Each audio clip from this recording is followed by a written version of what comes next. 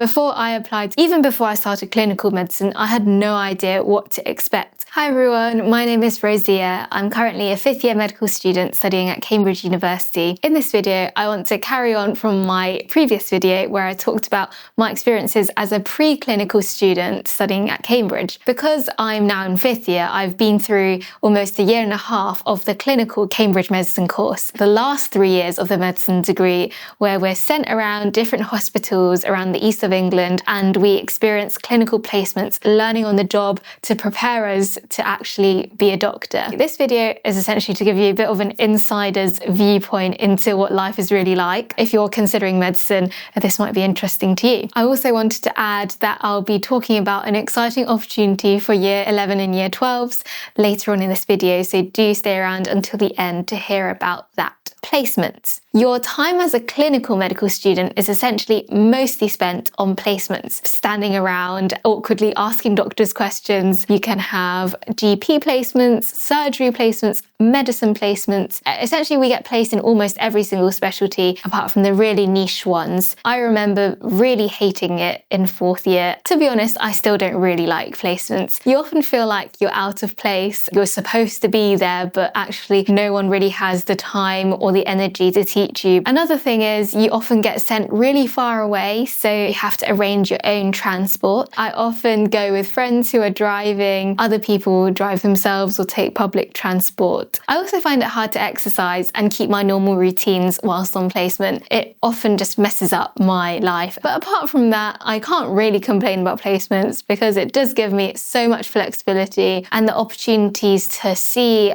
and experience a lot without the pressure of needing to do the job. The second area of clinical medic life that I want to talk about is your social life. So in preclinical, you're essentially a Cambridge undergraduate student. Lots of people are also looking out for you. It's probably your first time away from home. As a clinical medical student, your terms are way longer. We only get about 5 weeks of holiday in the whole year this year. I had to give up things like choir because I can't really head back home from placements to get to rehearsals. The timetable is just a bit too intense to fit into undergraduate society life. As a clinical medic, you have to be more intentional about your social life. You kind of have to put in the effort to meet up. Otherwise, you just don't really see people apart from placements, or at least it's harder to. Now, moving on to the academic life as a clinical medical student, a lot of what we learn and are assessed in is actually self-taught. Most people that I know use online question banks. Basically, all clinical medical students in the UK use the same resources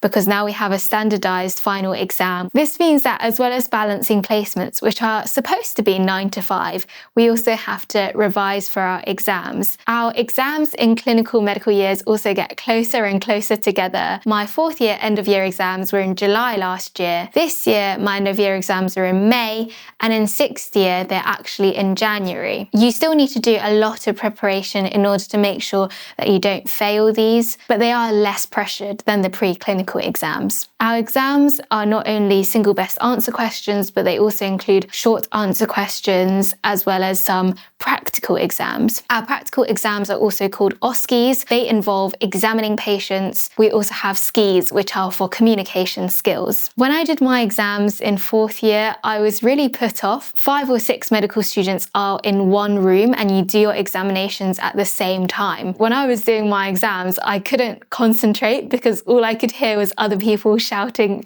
their findings and examinations in my ear. They also don't teach us what we're supposed to do in order to pass. Another thing which slightly irks me about the academic side is that we have these weeks called review and integration weeks, roughly 4 to 6 times a year. The whole year group, so about 300 of us, gather in these lecture theatres. They essentially just cram everything that we need to know in these weeks: clinical knowledge, ethics, communication skills, and we're expected to sit there and take it all in. On the bright side, the academic pressure is definitely a lot less than in preclinical medicine. Before I go into the finances as a clinical medical student, I want to mention the sponsor of this video, Contour Med Prep. If you're a year 11 or year 12 student in the UK planning to apply for medicine, you know that you have to sit the UCAT. Contour MedPrep is one of the most trusted UCAT preparation companies in Australia, and now it's coming to the UK. Their comprehensive preparation program has grown from 15 students to over 1,500 in just a few years. They've seen numerous successes in that time. They're running 2 free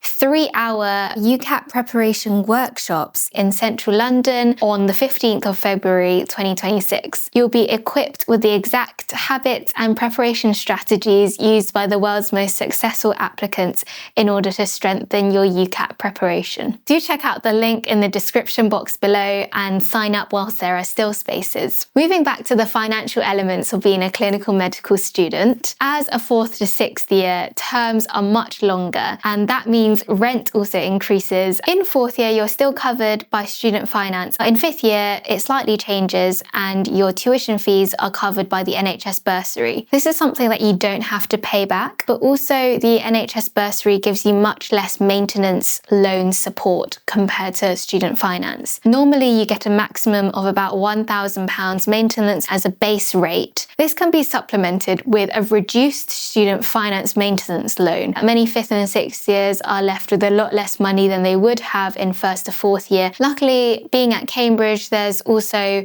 some safety nets which you can fall back on. For electives, being at Cambridge is also useful because a lot of colleges give you some money to cover flights or other expenses that you might have. The 5th point I want to quickly mention is the living situation. In 1st to 3rd year, because you're an undergraduate, everyone mostly lives in college accommodation. In 4th to 6th year, a lot of people I know move out into private accommodation. This is because people want to live closer to the hospital, or maybe college accommodation is too expensive. When you live with housemates, it definitely has its pros and cons, but if you have really good friends and people that you trust, then I would also recommend that. I would say that clinical medicine is more like a marathon rather than a sprint. Because we have so little holidays, you really got to pace yourself and not to fill up every single weekend with social activities and other things. People also like to do extra side projects related to medicine during these years, things like audits or quality improvement projects. A lot of students also take part in medical school societies, surgery societies, dermatology societies. There is a society for every single specialty that you can think of. One more point is that we have a 5th year end of year elective. Hopefully for mine, I'll be going to China. Do stay subscribed and follow to see what I get up to in China. Thank you so much for watching, and I hope you have a very happy start to 2026.